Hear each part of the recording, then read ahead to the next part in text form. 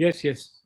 I'll just be sharing a 5-minute video of a patient who had an opacified IOL. So this is a hydrophilic acrylic IOL. The patient had 680 in vision, unhappy with the quality of vision. So the plan was to do an IOL exchange. As it's obvious, it's adherent very strongly to the bag. And here I was trying to just cut the bag. And what happens is, unfortunately, as I'm trying to cut the capsular bag, I kind of cut the cornea as well. So this was a big shock because the 15-degree blade was used to try to separate the capsular bag, but I extended the corneal wound, which makes things very difficult now. So I have made things worse for the patient. So I continue to go ahead and try to remove the lens. So I'm using a 1R scissors to cut the IOL. It's a hydrophilic IOL, so it cuts quite easily.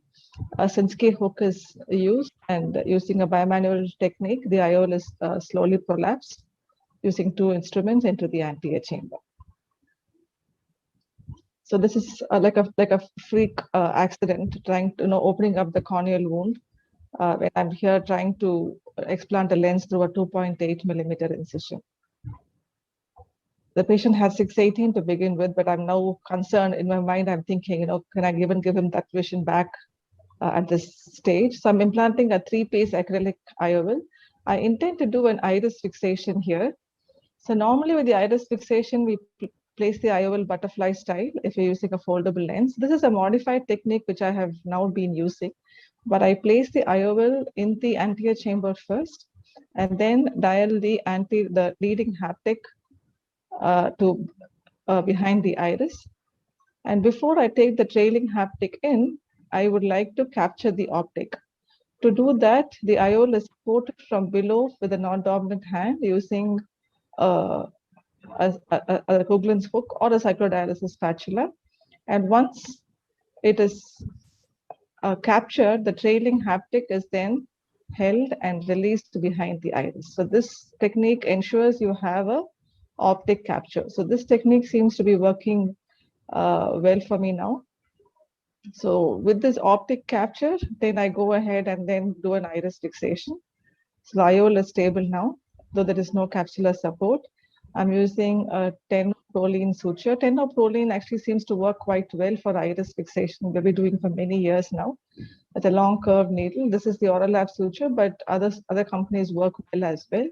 So I take the bite, including the iris and the haptic, and then the suture is retracted from the anterior chamber through the side. So using a Coughlin's hook here, there's no side port required. The incision is right above the bite. So I am retracting both the suture ends through the main tunnel and tying a couple of knots to secure the haptic to the posterior side of the iris. So at least 6 to 7 knots would be good. And again, not to tie it too tight because we don't want the iris to crumple in that space. So the second haptic is also secured. So again, a bite is taken. It is because of the optic capture, the haptic position becomes more prominent. It is lifted. So it's fairly easy to take the bite. So once the bite is taken, the optic is retroprolapsed to behind the iris. And then similarly, the second haptic is secured as well. Here a side port has been created over this iris bite and multiple sutures are placed. And then finally, I then go ahead and close the corneal incision. So these bites are placed more towards the end because the wound is now larger, having enlarged the incision inadvertently. And very careful because the corneal tissue here is very friable. Multiple sutures are being placed. And all the time I'm kicking myself, how could I go and mess up a wound? It's one thing to have a wound burn, which we don't see now again with all the new machines, but to go up and open up a tunnel is something which is very difficult to accept. So finally, the viscoelastic is aspirated out with a Simcoe cannula, so I have more controlled aspiration. However, of course, our friend the vitreous tends to prolapse, and then a bimanual anterior vitrectomy is done. This is just to show, that this patient thankfully did well. The IOL was stable post-op, and we removed the sutures after 2 months. And thankfully, the patient did very well. Our final outcome was good. Thank you, sir. Thank you, Haripriya. Wonderful. You showed one option of iris fixation, but we now know, and you've done many scleral fixations and other fixation, but 10-O-Prolene is something I question now, because Orolab makes wonderful 9-O-Prolene if you want to use Prolene at all.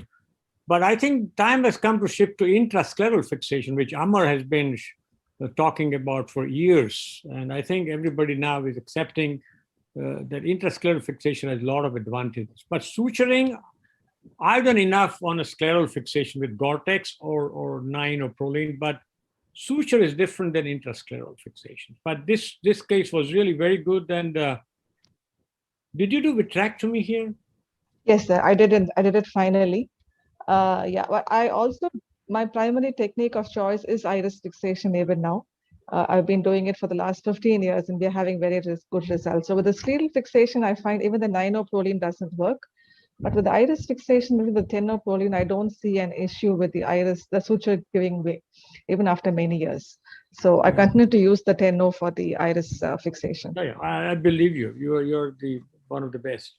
But for suturing, I've discovered that for scleral fixation, Gore-Tex works very well, but it has its own problem. And basically, suturing technique versus intrascleral two are very different concepts. But your iris fixation is something I have no experience whatsoever. So iris claw lenses of late Professor Dr. Daljit Singh and Kiran and everybody is one, and your iris fixation. So I think the fact is that there are many options available, and the surgeon chooses as per their own comfort and confidence.